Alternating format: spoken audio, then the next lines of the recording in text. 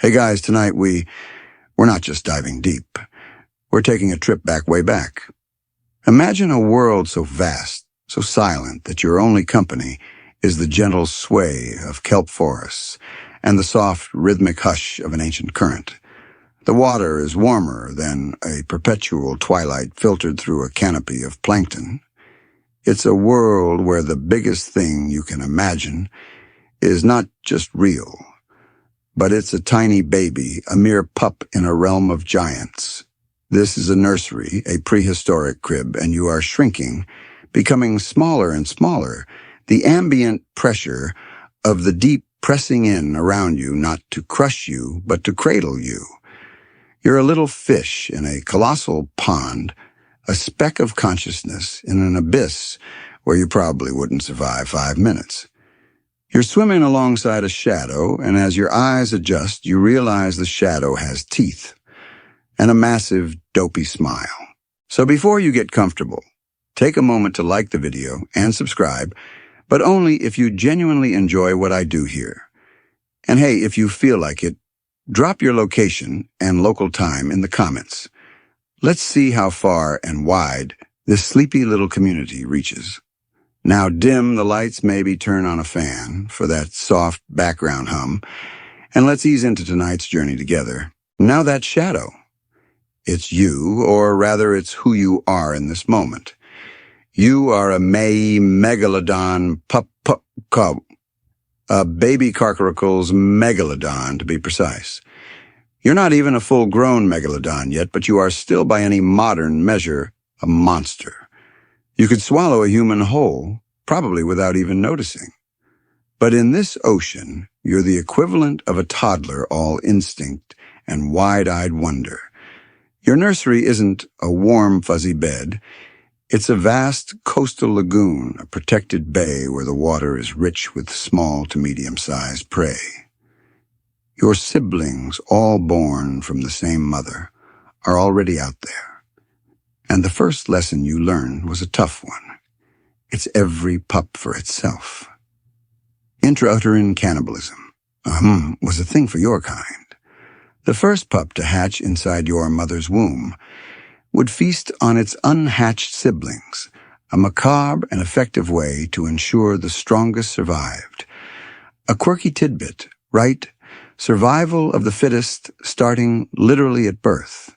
You're already a champion without even realizing it. You paddle lazily, your massive tail fin swaying back and forth, propelling your surprisingly chunky body through the warm water. Your skin, rough like sandpaper, glints under the faint light. You feel the familiar vibration of the other inhabitants of this lagoon, a subtle hum in the water that you've come to know as the soundtrack to your young life. Your senses are finely tuned, a result of millions of years of evolution. You can feel the slightest change in pressure, the most minute electrical impulse is given off by other creatures, and a single drop of blood could be a dinner bell for you from miles away. You're a natural-born hunter, but for now you're just a kid, a really, really big kid. Your mind, a simple, powerful engine of instinct, is starting to catalog the world. And you do it the way your kind always has, the way your mother and her mother did in rhymes. Not the gentle sing-song rhymes of human children, but deep, throaty Snoop Dogg-Style Nursery rhymes, a low-frequency hum that vibrates through the water, a lullaby of the deep. They're less about sleeping, and more about a relaxed, confident understanding of the world. Your first rhyme, the one you feel in your bones, is about your place in the food chain. You're a king in the making, and your first lesson is knowing it. You repeat it to yourself, a mantra, echoing in your nascent consciousness. Yo, my teeth are like swords. My fins are like blades. I'm born for the hunt. I'm the best that God made. I move through the water, a shadow so grand, the biggest, the baddest, the ruler of land and sea. I ain't stressed about dinner. The sea got the goods. I just chillin' and waitin' in these quiet hoods. It's a simple rhyme, but it holds a complex truth. It's a declaration. You are a top predator, and the world is your buffet. Mainstream historical fact. The Megalodon, Otodus megalodon, was indeed the largest shark to ever live, reaching lengths of up to 60 feet or more, with some estimates putting them even bigger. Their teeth, which are what we find most often, could be the size of a human hand.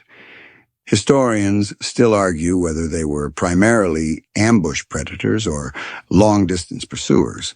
But one thing is certain: nothing in their time, save for perhaps another of their own kind, could truly challenge a full-grown adult. And here you are, just a pup, already internalizing that dominance. You spend your days practicing chasing after smaller sharks and ancient tuna, not out of hunger, but out of play.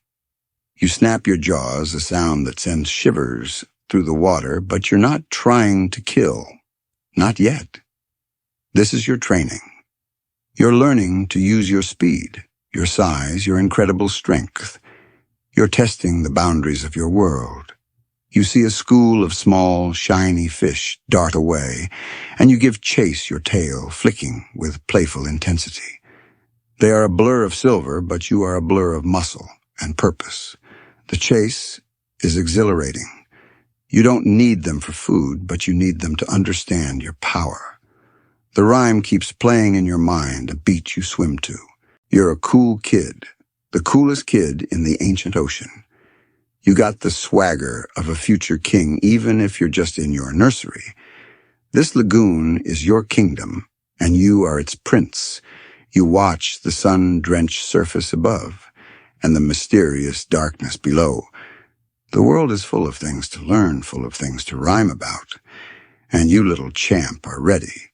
The days bleed into each other, each one a warm, lazy current, carrying you forward. Your nursery lagoon is a bustling city of marine life. You see schools of ancient fish ancestors of today's mackerel and tuna, their silver scales flashing in the dappled sunlight. You glide through these schools, a massive shadow that sends them scattering in a coordinated, panicked ballet. The smaller sharks, including ancestors of the great white, give you a wide berth. They're quick, nimble, and smart. But they're not you. Not even close. You're still just a pup, but your presence is a law of nature in this watery realm. You're starting to get a little older now, and your teeth, those serrated daggers that will one day grow to the size of a dinner plate, are getting stronger. The playful chases are starting to feel a little more serious. Your instincts are sharpening, and the hunger, a deep, powerful feeling, is becoming more insistent. It's no longer just about play, it's about survival. You're learning to distinguish the scent of a struggling fish from a healthy one, the subtle electrical signature of a potential meal from a simple, fleeting presence. Your body is a finely tuned machine, and it's waking up, demanding to be fed. Your second rhyme, the one that hums through your bones as you feel that first real pang of hunger, is about the art of the hunt. It's less of a boast and more of a strategy. It's about patience and power, a slow, deliberate dance of the deep. You feel it form in your mind, a low-frequency thought that you're sure your siblings feel from miles away, a kind of family code. I move so slow, I'm a ghost in blue. The little fish swim, they ain't got a clue. My skin feels rough, but my glide is so smooth. I ain't in a rush, just in my own groove. See a little snack, let it think it's all good. Then bam, like a surprise from the watery hood. And you practice this. You lie low in the cloudy sediment, at the bottom of the lagoon, your dark skin blending in perfectly with the shadows. You watch, not with your eyes, but with your whole body, feeling the vibrations of the water. A school of ancient herring glides overhead, oblivious. You don't lunge, you just wait. Wait for one to stray, wait for one to get a little too comfortable. And then, in a flash of incredible speed that belies your massive size, you strike. It's not a gentle snap of the jaws now. It's a full-on bone-crushing chomp. The taste of blood is new and powerful, a signal that you've done it right, that you're growing into your purpose. A mainstream historical fact, the Megalodon had one of the most powerful bite forces of any animal living or extinct. One study estimated it could be up to 10 times more powerful than that of a great white shark. That's like a hydraulic press with teeth. A little joke for you there, but also terrifyingly accurate. A quirky tidbit about your life as a Megalodon pup. Your teeth are constantly being replaced. You're basically a living, breathing, regenerating tooth factory. As a pup, you might shed hundreds, if not thousands, of teeth in your first year alone. They fall to the seafloor, a silent, continuous rain of serrated blades ready to be fossilized and one day found by a human with a metal detector on a beach. So if you ever find a Megalodon tooth, just remember it was a baby tooth, like a shark's version of losing a molar. Only you know a whole lot bigger and sharper. The lagoon is your training ground, but you feel the pull of the open ocean. Your mother and father are out there somewhere, likely feasting on whales and other massive prey. But you're not ready yet. Not truly. Your size is a blessing, but it's also a weakness. You're too big to hide easily in the tight spaces of the reef, but not big enough to dominate the open ocean.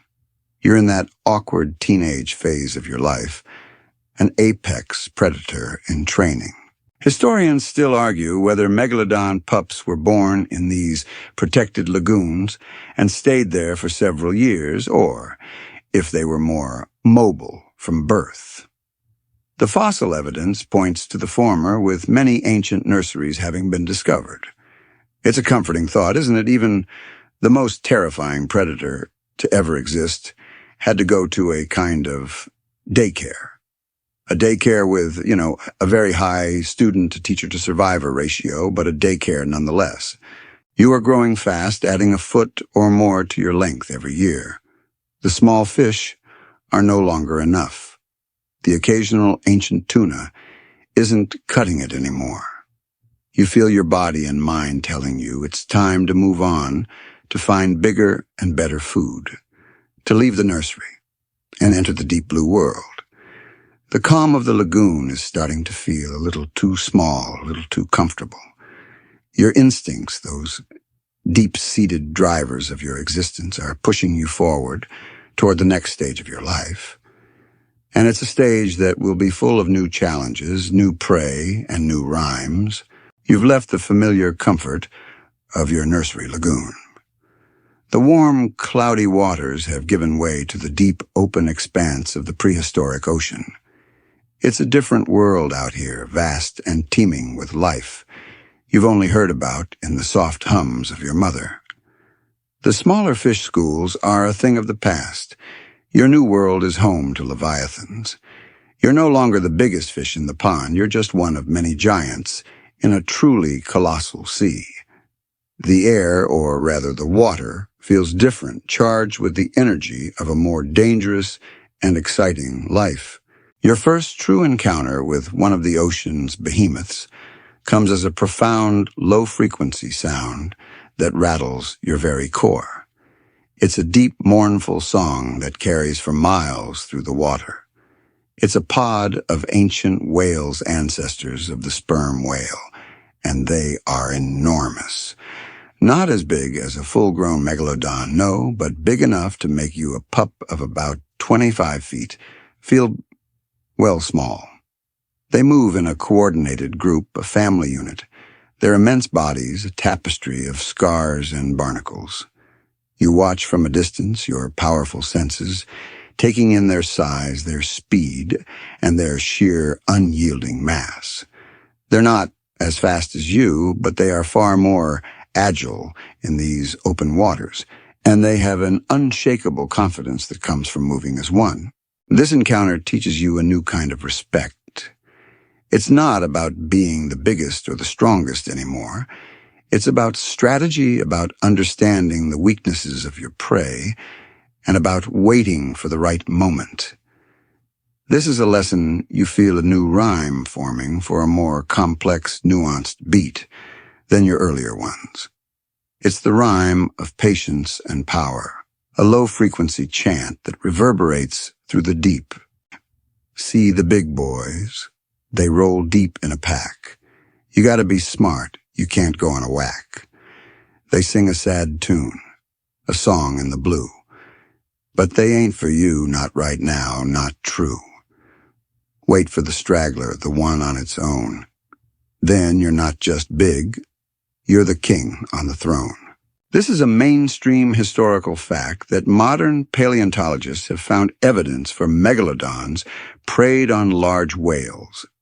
Fossilized whale bones have been discovered with megalodon teeth marks, and some even have embedded teeth, a clear sign of a successful or at least attempted hunt.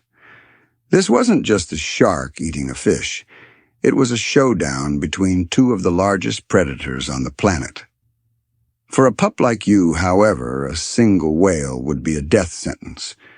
You'd be crushed, rammed, or simply outmaneuvered by a full-grown adult. The lesson is clear. You're not ready for the biggest of the big yet. A quirky tidbit about these ancient whales: some of them, like the Leviathan Melville, were just as fearsome as you. They had massive teeth and were likely apex predators themselves, hunting other whales and possibly even young megalodons. It was a true battle of the titans out here, a clash of behemoths, and you're just a kid in the middle of it. It's a good thing they're not a fan of your rhymes. Historians still argue whether the megalodon was an active pack hunter or a lone predator. While your mother and other adults might have coordinated attacks on larger prey, the general consensus is that a solitary ambush-style attack was the most common strategy. For a pup like you, being alone is a way of life, a test of your growing independence and your ability to adapt to a world that isn't always kind. You feel a growing sense of confidence now. The fear of leaving your nursery has been replaced by the thrill of the hunt. The sight of the whale pod doesn't fill you with terror. It fills you with anticipation. You know one day, maybe not today, maybe not next year, but one day you'll be big enough to take one down. You'll be big enough to teach them your rhyme, to show them who really owns the deep blue sea. For now, you watch them pass their great bodies, a series of massive shadows against the sunlit surface. You learn their movements, their patterns, the subtle ways they communicate. You're not just a hunter, you're a student. And the ocean is your classroom. As you glide through the open water, you feel your power growing. The small aches and pains of growth are a constant reminder that you are changing, becoming more of what you were always meant to be. The ocean is vast and full of secrets, and you little megalodon are about to discover them all. The deep ocean holds more than just whales. It holds secrets, creatures of the abyss, and a sense of stillness that can only be found far from the sun.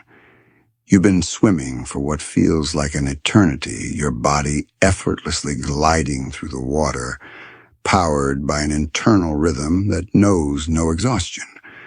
The water grows colder, and the light above becomes a distant shimmering memory. This is a new world for you, a place of near-total darkness, where sight is a luxury and sound and vibration are the only languages. This is where you encounter a predator, unlike any you've met before, a colossal, ancient relative of the squid, a vampiromorphid, a creature of the shadows. This cephalopod is a living tapestry of bioluminescence. Its skin pulses with a soft, ethereal glow, a mesmerizing light show in the otherwise complete blackness. It's not just big, it's terrifyingly alien. Its tentacles are a tangled mess of grasping, sucker-lined limbs, and its eyes, disproportionately large for its head, are twin black pools that reflect the phantom light it produces. It's a creature from a nightmare, and yet it is beautiful in its own way. You feel a new rhyme, a strange, quiet chant that mirrors the eerie stillness of the deep. This one isn't about power or dominance, it's about observation and the unknown. Down where the sun's a ghost in the sky. Something glows dark, it ain't gonna lie. Got lights on its skin, a freak of the deep. Moves silent and slow while the whole world's asleep. I ain't gonna chomp it. It ain't my kind of scene. It's a wild, weird glow, a deep-sea machine. A mainstream historical fact, the oceans of the Pliocene and Miocene epochs were teeming with giant squid and other massive cephalopods. While fossil evidence for their bodies is rare, we've found beaks and the remains of their prey in the stomachs of other marine predators. They were a significant part of the ecosystem, and for a Megalodon pup, they would have been a bizarre and potentially dangerous encounter. A fight with one of these would be less about a meal and more about a terrifying tentacled brawl. A quirky tidbit, some of these ancient squids, like the Tusoteuthis, were so large that their beaks alone could be the size of a human hand. Imagine a bird beak, but for a squid. You'd think they'd have a hard time finding a date, but hey, beauty is in the eye of the beholder, I guess. Or, in this case, the eye of a very, very big squid. Historians still argue whether giant squid were a significant food source for megalodons. While the fossil record shows they were contemporaries, a direct predatory relationship is hard to prove. It's more likely that the megalodon would have pursued these creatures only if they were wounded or vulnerable. For a pup like you, a fully grown ancient squid would be a formidable opponent, a creature of pure, squishy chaos. You probably get tangled up and have a very bad day. So you observe, you learn, and you move on. The deep ocean is a land of whispers and shadows. You don't need to see to know what's around you. You feel the subtle shift in water pressure. As another creature passes by, the low hum of a distant whale pod, the frantic pulse of a small fish struggling for life. Your body, your senses, they are your guide. You are a ghost in this darkness, a predator who doesn't need eyes to hunt. And as you continue your journey through the deep, you feel a new confidence, a sense of belonging in a world that is completely alien to everything you've known. You are the king of the light, but you are also a prince of the dark, and both worlds bow to you even if they don't know it yet. You've left the oppressive darkness of the deep and have returned to the sunlit layers of the ocean. The warmth feels good against your rough skin, and the light is a welcome friend after the alien world of the abyss. As you glide, you feel the familiar rhythm of the currents, the pulse of a healthy, vibrant ecosystem. It's here in a vast, sprawling bed of prehistoric sargassum weed that you encounter a living tank, a creature so impossibly armored that it seems to defy the very laws of your world. It's a massive archelon, an ancient sea turtle, but it's not like the small, flippered turtles of today. This one is the size of a small car with a leathery domed shell that looks more like a battleship's hull than a carapace. Its jaws are a powerful beak, and its flippers are like paddles propelling its immense body through the water with slow, deliberate grace. It's a peaceful giant, a slow-moving, placid herbivore. The sight of it inspires a different kind of rhyme, one that isn't about the hunt or the unknown, but about the sheer, unshakable resilience of a creature so perfectly adapted to its world. You feel it in your bones, a low, rumbling hum that acknowledges the power of this gentle leviathan. That shell on its back, it's a fortress, a dome. It's a slow-moving crib, a traveling home. It ain't got the teeth, it ain't got the speed, but that shell is all it's ever gonna need. I could chomp and I'd snap, but I'd break all my blades. so I'll just let it be and cruise through the glades. This is a mainstream historical fact. The Archelon was the largest sea turtle to ever exist, reaching lengths of up to 13 feet and weighing over 2 tons. Its massive, leathery shell was a formidable defense against predators. And for a young megalodon, it would have been a tough, almost impenetrable target. A quirky tidbit, the Archelon didn't have a hard, bony shell like modern turtles. Its shell was more like a tough, leather-like skin stretched over a skeletal frame. This made it lighter and more buoyant, allowing it to move more gracefully through the water. A soft-shelled tank, if you will.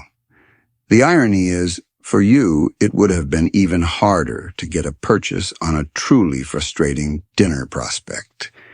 You'd probably just end up with a mouthful of bruises and a very annoyed turtle. Historians still argue whether the Archelon was a frequent prey item for the Megalodon. While a full-grown Megalodon could likely crush the shell with enough force, a pup like you would have a much harder time. The amount of energy it would take to break through that leathery hide would be immense, and it would be a dangerous, tooth-breaking endeavor. It's a lot of work, for not a lot of reward, especially when there are easier, more satisfying meals to be found. The sight of the Archelon is a lesson in practicality. Sometimes the best thing to do is to just let a living fortress go on its way and find a softer target. You watch the Archelon as it paddles past its large, serene eyes looking out into the vast blue. It seems to have not a care in the world, living its life at its own deliberate pace. And you, a predator, built for speed and power, find yourself appreciating its unhurried existence.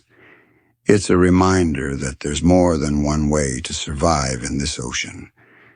It's not just about the biggest and the fastest.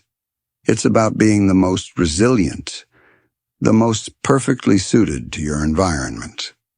The Archelon is a survivor, a testament to the power of a good defense. You little champ are still learning what kind of survivor you'll be. For now, you just let the rhyme echo in your mind, a new kind of respect for a different kind of king in the ancient sea. As you continue your journey through the sunlit, open ocean, you're learning that this world is not just full of passive, slow-moving giants like the Archelon.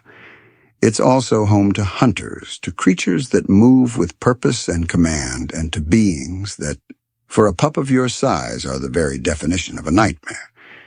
You're moving through what seems like a desolate, empty stretch of water when you feel it, a series of powerful, purposeful vibrations that aren't the rhythmic songs of the whales or the gentle hum of the currents. They're quick, sharp, and they speak of a predator that is fast, agile, and utterly ruthless. And then you see it. It's not a shark, not even close. It's a mosasaur, a marine reptile, a living torpedo with a mouthful of terrifying conical teeth. It's a creature from a different lineage, a distant relative of snakes and lizards that has returned to the sea to dominate it. Its body is long and sinuous, and it propels itself with a powerful, flattened tail. It's a hunter built for speed, and a killer built for efficiency. For a moment, you just watch your instincts telling you to stay still, to be a ghost in the water. This is not a creature you can outmuscle. You have to outsmart it. And a new, more cautious rhyme begins to form in your mind, a quiet little warning you'll carry with you always. That thing ain't a shark, it's a scaly, mean snake. One bite from that thing, it's a bad, bad mistake. It moves like a blur, its teeth are like spears. I'll just hang back, gotta face all my fears. Ain't no hero today, just a lesson to learn. I ain't gonna mess with that thing, gotta wait for my turn. This is a mainstream historical fact. Mosasaurs were apex predators that coexisted with the early ancestors of Megalodon. While the Megalodon lived in the Cenozoic era, the mosasaurs were kings of the late Cretaceous. By your time, the Pliocene epoch mosasaurs were already long extinct. A small slip in the timeline, a little creative license, a little nod to the history of the deep. It's a little joke, a friendly reality check, because in reality you wouldn't have met one. But let's pretend for the sake of the story that a stray time-displaced one is out here, a relic of a bygone era, a living ghost of a different kind of king. And this ghost is still a threat. A quirky tidbit about mosasaurs: they had a unique jaw structure, a second set of teeth in the roof of their mouths called pterygoid teeth. This was a holdover from their land-dwelling ancestors and was perfect for grabbing and holding slippery prey. Imagine having a second set of teeth inside your mouth, a double-decker chomper, a dental nightmare, really. No wonder you'd avoid it. Historians still argue whether a full-grown megalodon would have been able to defeat a large mosasaur in a fight. It's a classic hypothetical that paleontologists love to debate. The megalodon had a more powerful bite, but the mosasaur was faster and more agile. It would have been a true battle of titans, but for a pup like you, there's no debate. You're just dinner. So you learn the most important lesson of all.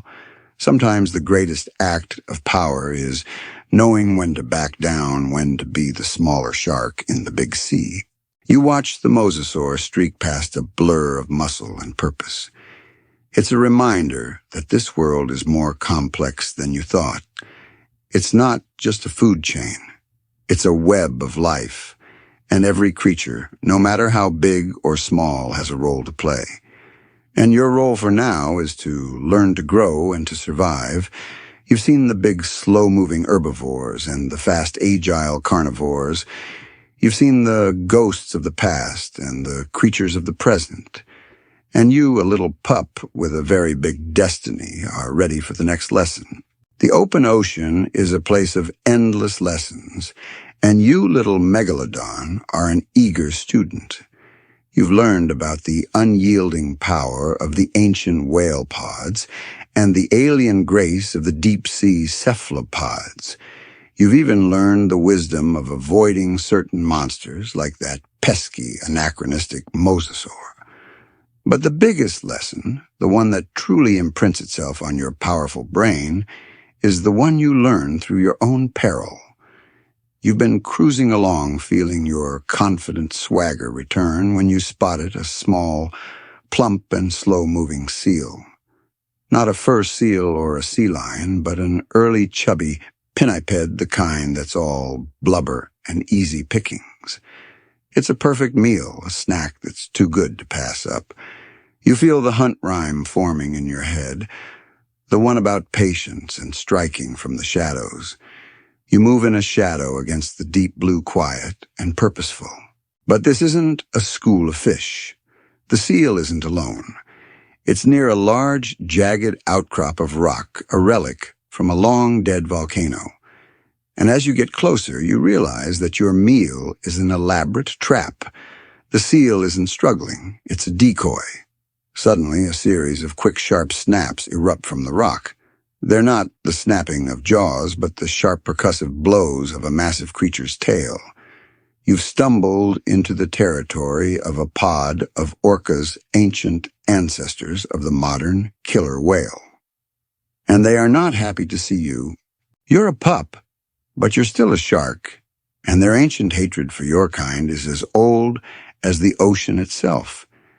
They surround you, their sleek black and white bodies, a coordinated attack force. They don't try to bite you. They don't need to. They use their immense bulk and powerful tails to ram you, to disorient you, to slam you with blunt force trauma. They're playing a game, a very dangerous game of get the shark. The first blow hits your side, a jarring, body-shaking thud that sends a wave of pain through your body. The second hits your head, and for a moment the world goes sideways. This is not a hunt.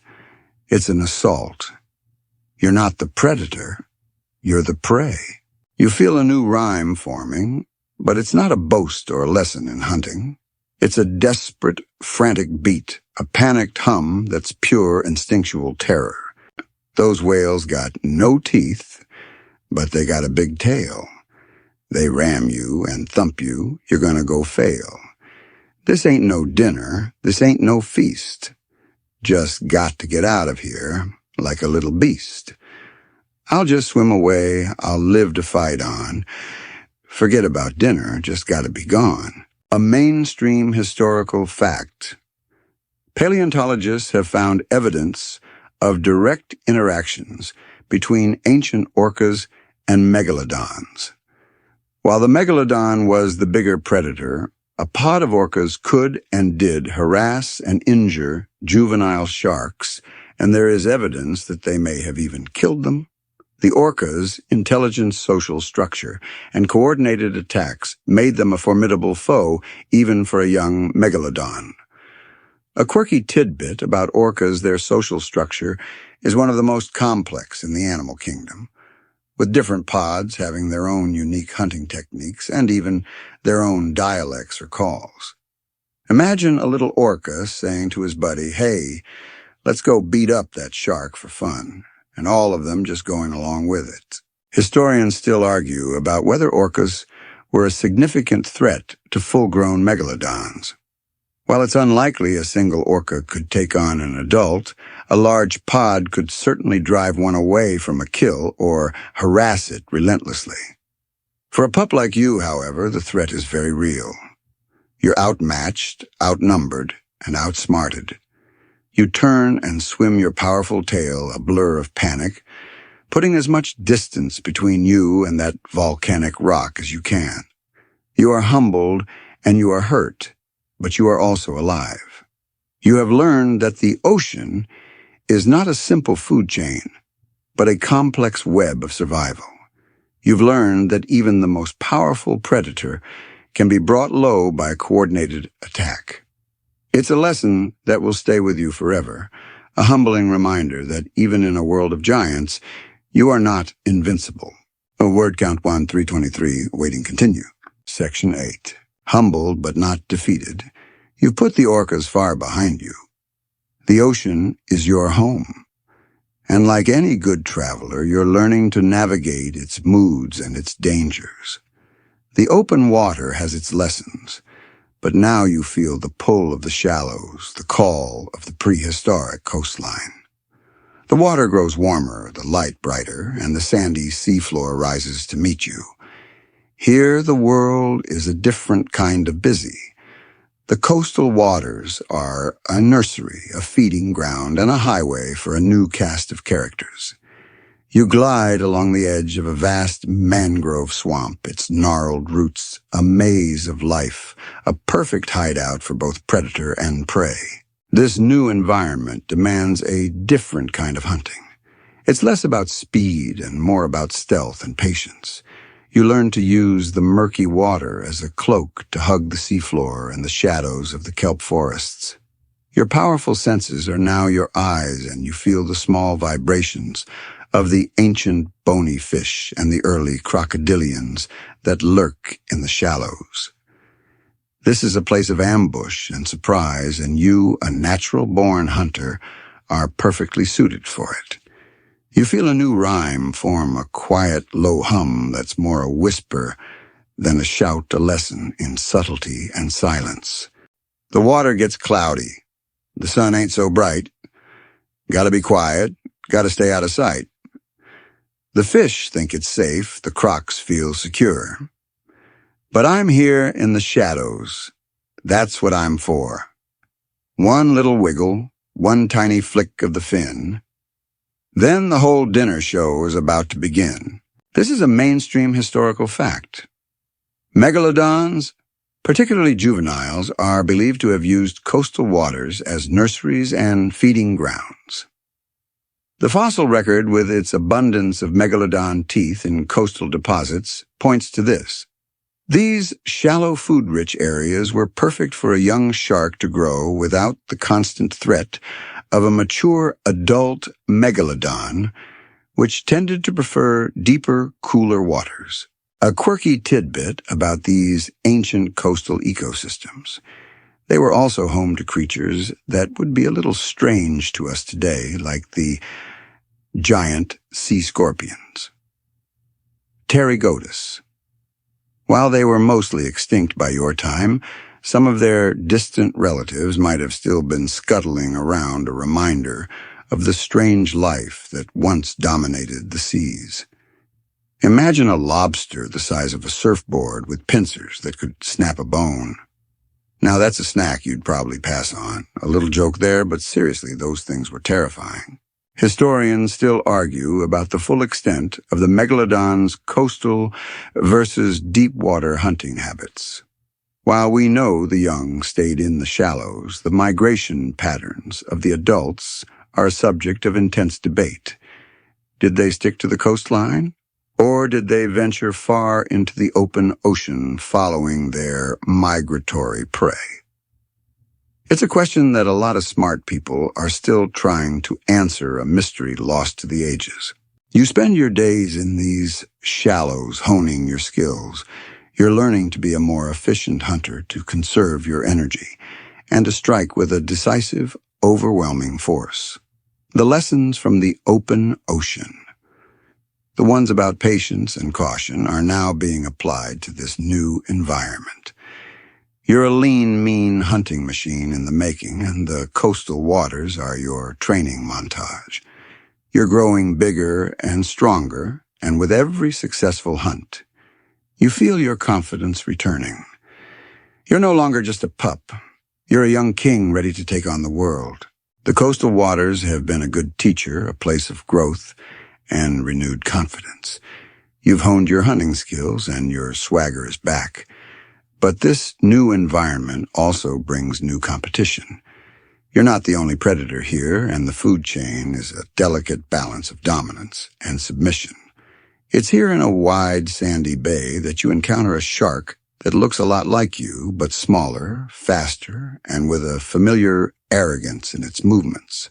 It's an ancestor of the modern great white, a formidable hunter in its own right, and it's circling a large, plump tuna that you had your eye on. This is a territorial dispute, a battle of wills between two apex predators. It's not about hunger. It's about a more primal need, respect. The smaller shark, maybe 15 feet long, circles the tuna, its dark eyes locked on the prey. It doesn't see you. You feel the rage building in your nascent mind. This is your bay. This is your food. You move in a shadow, growing in the water, your sheer size a threat that speaks louder than any roar. The smaller shark feels the change in the water, the sudden drop in pressure, and it turns its eyes widening as it sees you. For a moment, it hesitates. It knows what you are. It knows what you're capable of. But its pride, its primal arrogance wins out. It snarls a low rumble of a challenge, and you, a little megalodon, are not about to back down. This is a new lesson, one that requires a new rhyme. It's a rhyme of dominance and power, a low-frequency broadcast that's all swagger and teeth. He thinks he's a king, he's a prince at best. Thinks he's got the right to my tuna, my quest. I move in slow with a flick of my fin. Show him the boss where the real show begins. I ain't gonna chomp him, ain't gonna make a mess. Just gonna remind him who the ruler is, no less. This is a mainstream historical fact. The megalodon and the ancient great white shark, Carcharodon carcharias, coexisted for millions of years. They were direct competitors for the same food sources, and while the great white was much smaller, it was faster and more agile. This competition, historians now believe, was one of the factors that eventually contributed to the megalodon's extinction. It's a bit of a tragic rivalry, really. A smaller, faster rival, slowly chipping away at the dominance of the bigger, slower one.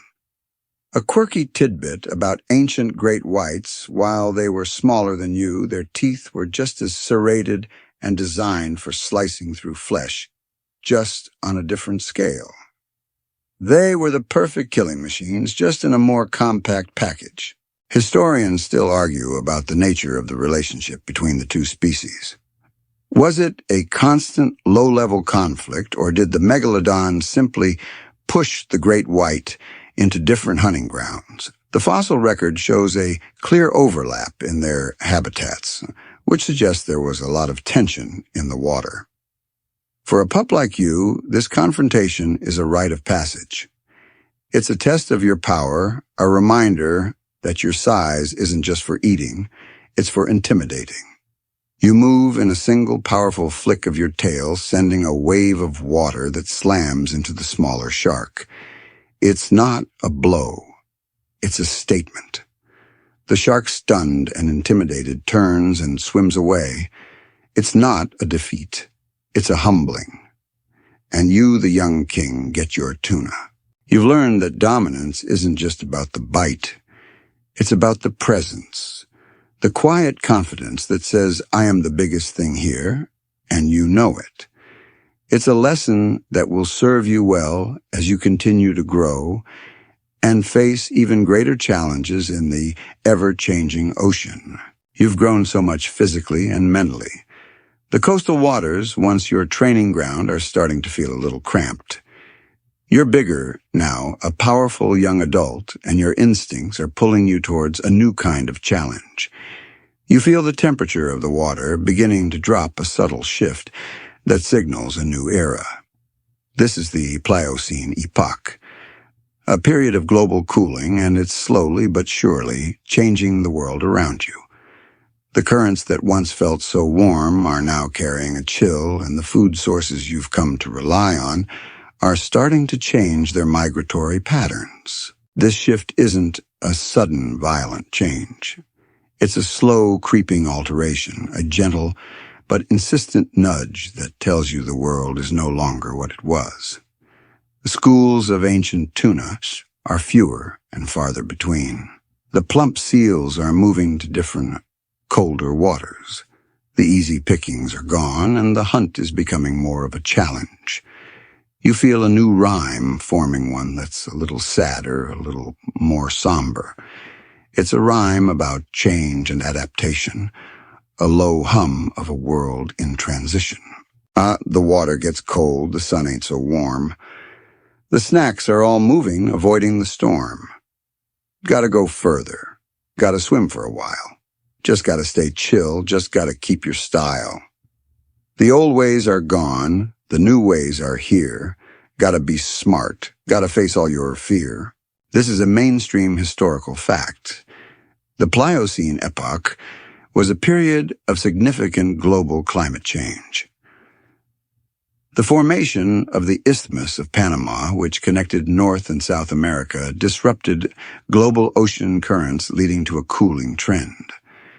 This had a profound effect on marine ecosystems, and many species, including the megalodon's main prey sources, were forced to adapt or die. This is the beginning of the end for your kind, even though you don't know it yet. You're living through a quiet catastrophe. A quirky tidbit about this era. The formation of the Isthmus of Panama also created a massive migration of land animals, an event known as the Great American Biotic Interchange.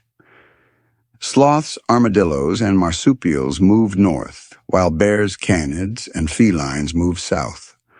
The land was in chaos too, a giant, slow-motion car crash of species, all because of a little stretch of land. It's a great example of how one small geological event can have a massive ripple effect across the entire planet, on land and in the sea. Historians still argue about the precise timeline and the exact cause of the megalodon's extinction. While the cooling oceans are a major factor, some theories suggest that the evolution of more agile and intelligent predators, like the modern great white and orcas, contributed to the decline. The world was simply becoming too competitive, and your massive size, once your greatest asset, was becoming a liability. You needed too much food, and that food was getting harder and harder to find. For a young king like you, the future is still unwritten, but the first few pages are starting to look a little grim. You feel the hunger, a deeper, more profound hunger than before. It's not the easy pangs of a growing pup. It's the insistent demand of a massive, finely tuned killing machine. You are bigger now, maybe 35 feet long, and you need a lot of calories to keep that engine running. The old hunting grounds are no longer enough. You have to move, to migrate, to follow the food wherever it may lead. And you, a little megalodon, are ready for the long journey. You're a hunter, a survivor, and you're not going to let a little cold water stop you. Not yet. The world is colder now, the hunger a constant thrum beneath your skin. You're no longer a carefree pup.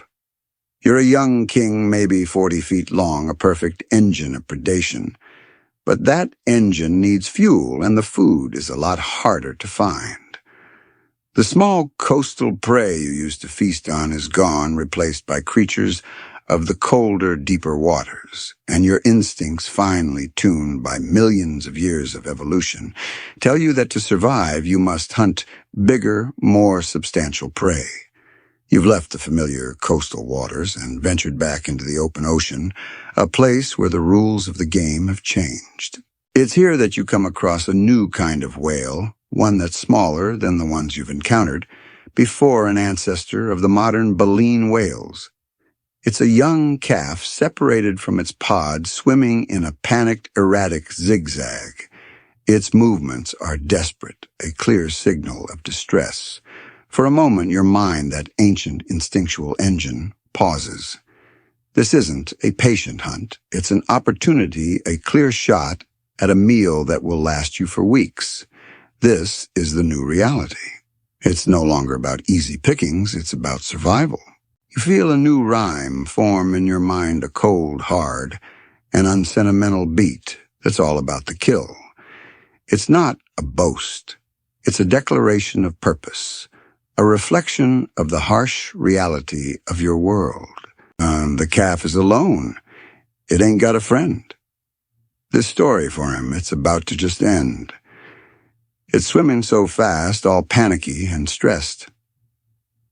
But my hunger is real, this ain't no damn test. I'll move in real fast, one powerful chomp.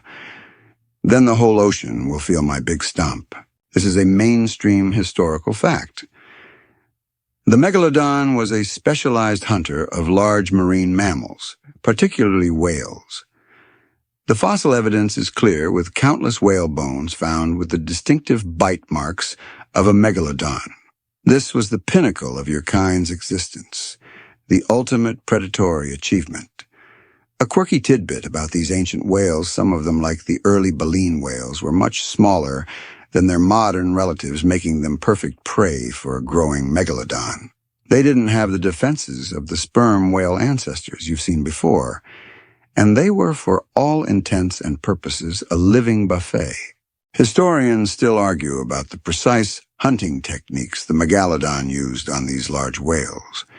Did they go for the tail to immobilize them, or did they go straight for the soft underbelly?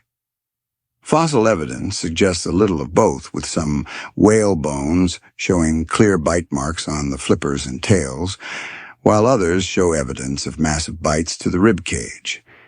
It's a testament to your immense power that you could simply crush a whale's rib cage with a single chomp. You move in a blur of muscle and purpose. The whale calf doesn't even see you coming. There is no game, no chase, no hesitation. There is only the bite, a massive bone-crushing chomp that ends its life in a single brutal moment. The water around you is a cloud of red, a stark, violent contrast to the deep blue. This isn't a game. It's a kill, a necessity, a brutal reality of your changing world. You have survived for now. But you know that the easy days are over. The world is getting colder, the food is getting scarcer, and the hunts are getting harder. And you, a little megalodon, are living through the last days of your reign. The kill of the whale calf has sustained you, but the deep, gnawing hunger is a constant companion. Your world is changing, and you're no longer the undisputed king. The currents are colder, and the food sources are migrating to places you can't always follow. But you're not alone in this struggle. You feel a new presence in the water, a different kind of predator. one that moves with a familiar grace and has an equally familiar purpose. It's an ancestor of the modern great white shark, and it's a lot bigger and more capable than the one you intimidated in the shallows. This one is a young adult, maybe 20 feet long, and it's a direct competitor, a rival for the dwindling food supply. This new rival doesn't back down. It circles you, its dark eyes filled with a hungry determination. It's not afraid of your size. It knows it can't beat you in a direct fight, but it's smarter than that. It's faster. It's more agile. It knows how to conserve energy and how to strike with a quick, decisive blow. It's a different kind of hunter, a more efficient one, a sign of the future. You feel a new rhyme, a confrontational one, but it's tinged with a little bit of respect for a fellow hunter in a world that's getting smaller. He's moving so fast, a flicker of light. Looks just like me, but he ain't got the might. He's smart. He's quick a hunter so grand. But I'm the real king of this watery land. We're both looking for dinner. We both want a bite. But only one of us is going to own the night. This is a mainstream historical fact. The great white shark is a more recent evolutionary development, and its ancestors emerged around the same time as the Megalodon began to decline. Their smaller size and more efficient metabolism allowed them to thrive in the cooling waters and on the new smaller prey that was now dominating the ecosystem. The Megalodon's immense size, which required an enormous amount of calories, was becoming a burden. A quirky tidbit about these ancient great whites: they were not just smaller versions of you. They were better adapted. They had a more streamlined body which allowed for bursts of incredible speed, and they were in many ways a more perfect killing machine for the changing environment. It's a classic case of the little guy winning by being smarter, not just bigger. Historians still argue about the exact nature of the competition between the two species. Did the great white actively hunt and kill young megalodons? Did they simply outcompete them for the same prey, slowly starving them out of existence? The fossil record points to the latter. The two species' teeth are often found in the same geological layers, suggesting they were direct rivals. For a young megalodon like you, this confrontation isn't about a single fight. It's about a long, slow war of attrition. You are the last of the old guard, and he is the first of the new. He represents the future, and the future is not on your side. You watch the great white ancestor swim away, a blur of silver against the deep blue. You know you could outmatch him in a single brutal chomp, but what's the point? He'd just be back, and there would be more like him. Your battle isn't with him. It's with the changing world itself. The world that made you a king is fading, and a new one is taking its place, a world where speed, agility, and efficiency are more important than brute force. You are a king without a kingdom, and the weight of that reality is a new kind of hunger, one that no amount of food can satisfy. The world around you is shrinking, and the great feast of the ancient oceans is over. The cold currents are a constant reminder of the encroaching change. You feel the deep, resonant echoes of your kin in the distance, a sound that is both a comfort and a mournful song. You're bigger now, a full-grown megalodon, maybe 55 feet long, the unquestionable king of the sea. But a king is nothing without a kingdom, and your kingdom is fading. The food is gone. The whales have moved to colder waters, waters that your warm-blooded prey cannot survive in, but also waters where your kind, with our slow metabolism, cannot sustain ourselves. We are built for a warmer world, for a time when the great beasts of the sea were abundant, and the hunting was easy. You haven't had a good meal in what feels like an eternity. The gnawing hunger in your belly is a new kind of pain, a constant debilitating emptiness. You're not just a hunter anymore. You're a survivor. You move through the deep blue with a weary grace, your powerful body, a testament to a time that is already slipping away. The great white ancestors are everywhere now in the shallows and in the open ocean.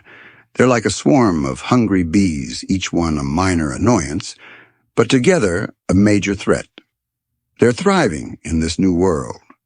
They're smaller, they need less food, and they're more agile. They are the future, and you are a relic of the past.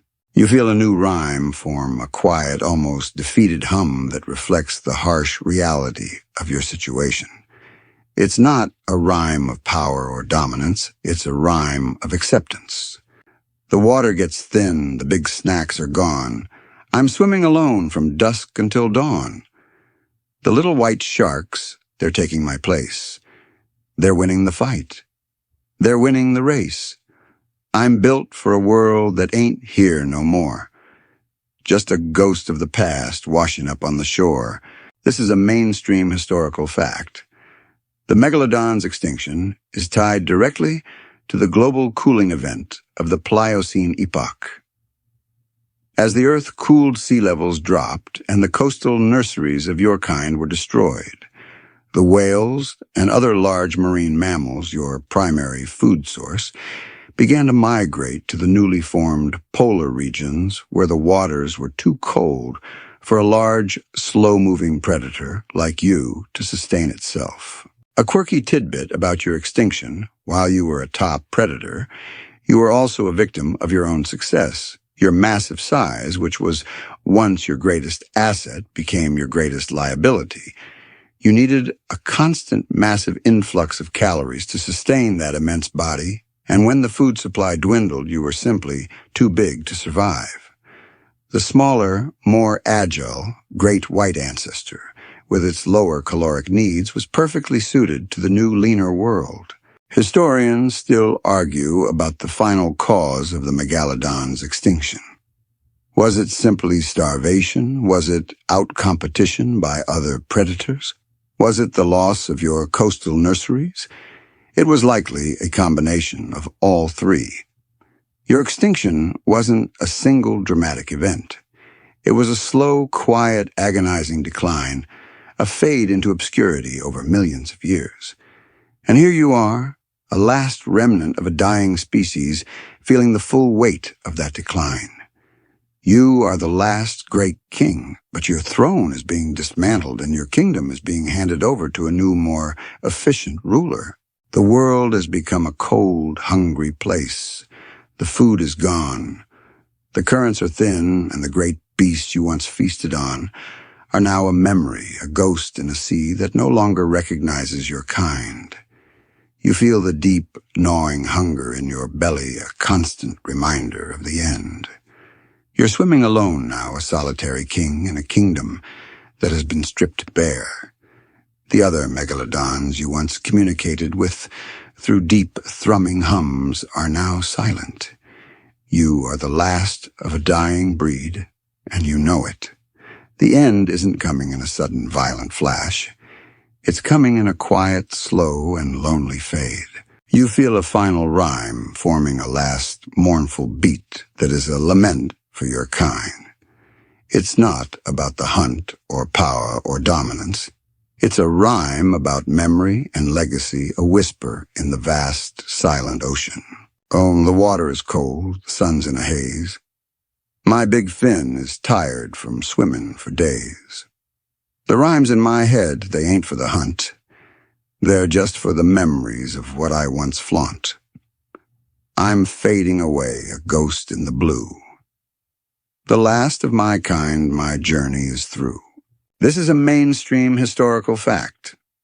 The Megalodon otodus, Megalodon went extinct approximately 3.6 million years ago, at the end of the Pliocene epoch. It was one of the last major casualties of the global climate change and the changing food sources. Its sheer size, which once made it the most powerful predator in the ocean, was its ultimate undoing. A quirky tidbit about the end of your kind.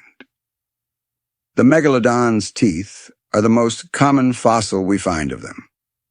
They shed them by the thousands over their lives, and these teeth made of resilient dentin and enamel are a perfect record of their time. They are in a way your legacy, the only part of you that survives. Historians still argue about the last days of the Megalodon. Was there a final dramatic showdown with the ancestors of the great white?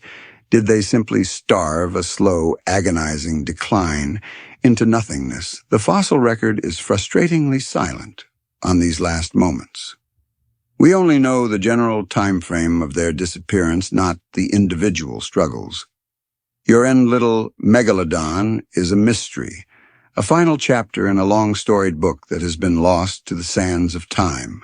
You swim your massive body, a ghost in the water. The great white ancestors are all around you, but you don't even notice them. They are no longer a threat. They are simply the new masters of a world that you no longer belong to. The hunger is still there, but it's a quiet hunger now, a dull ache that has become a part of you. The sun sets, casting a final golden glow over the water, and you, a magnificent relic of a forgotten age, swim into the fading light, a living memory in a cold new world. The sun has set on your world, and the final curtain is drawing closed. The great warm currents that nourished you are gone, and with them the endless bounty of life. You are a ghost, now a shadow of what you once were, a living monument to a time that has passed. The last echoes of your kind have faded into silence, and you are truly, profoundly alone. The hunger is still there, a hollow ache that has become a part of your existence, but it's no longer a call to the hunt. It's a slow, quiet fading away. The once mighty muscles of your body are starting to weaken, the powerful thrum of your heart slowing. This isn't a violent end. It's a peaceful one, a gentle release into the eternal silence of the deep. You, a king for so many millions of years, are finally seating your throne. You find a quiet place, a deep trench where the light never reaches. The water is cold and still a final resting place. You stop swimming, your massive body drifting with the slow, deliberate currents. The pressure of the deep, once a familiar cradle, is now a comforting blanket. You feel the last of your energy drain away, the last of your instincts fading. There are no more rhymes, now only a soft, quiet hum. That is a farewell, a final goodbye to a world that was once yours. You are becoming a part of the ocean, a fossil in the making, a memory, preserved in the cold, dark depths. This is a mainstream historical fact. The Megalodon's extinction was a slow and drawn-out process, not a sudden event. The species lingered for millions of years after the initial climate change began slowly fading, as its food sources dwindled, and the competition from more adaptable predators increased. A quirky tidbit about your end. A common theory suggests that your kind became extinct because your nurseries were wiped out. As sea levels fell due to the cooling climate, the shallow coastal lagoons where Megalodon pups grew up disappeared, leaving the young vulnerable to other predators and with no safe place to mature. Without the next generation, a species cannot survive. Historians still argue whether the last Megalodon died from starvation, from old age, or from some final desperate battle. It's a mystery that we may never solve. But in this moment for you, it's not a mystery. It's a quiet surrender, a gentle acceptance of the end. The final rhyme you'll ever feel is not for the world, but for you. A quiet little lullaby, a whisper from the ages for a king who is finally going to sleep. The vast blue world is getting softer now. The last light of the sun is a distant memory, a faint shimmer on the surface above. The pressure of the deep is a soft hug, and the cold is a gentle kiss. Your body is heavy, a peaceful weight in the stillness. You are drifting, a memory fading into the blue. The currents, once a source of life, are now a gentle hand guiding you into a deep and final rest. Everything is calm, quiet, and still. The journey is over, little Megalodon. Sleep now. Sweet dreams. Sweet dreams.